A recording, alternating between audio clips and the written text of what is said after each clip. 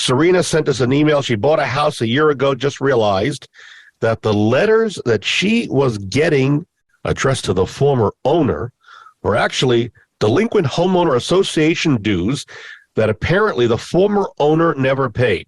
So Serena is saying, she listens to our show, she says, wasn't the closing attorney supposed to collect for those homeowner dues at closing?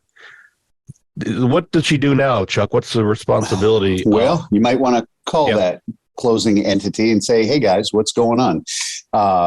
There are a variety of ways those are handled across the city. I don't know what every outfit does. I know what I do. What do you do? Which is prior to, if we are told there is an HOA, and it's not always a case of, there's no governmental agency that you can look at that says, yes, there's an active HOA here.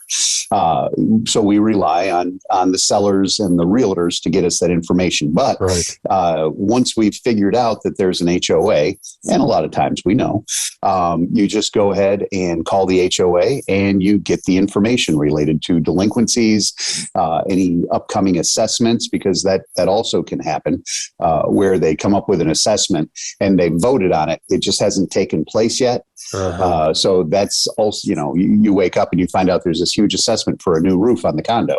That can also be a problem. But we contact the HOAs themselves or their management companies to get that information. Now, there is a kind of a clearinghouse out there that a lot of management groups will use called HomeWise, and you have to order that information off of HomeWise, and they will charge you most times $200 to tell you don't have anything owed, but it will also give anything that needs to be paid. Now, if they had done that and the HOA said, no, there's no debt, but you keep, but there was, well, that's a whole other ball of wax. Then you get somebody to contact the HOA and say, hey, guys, you said there wasn't anything here, so, you get to eat this.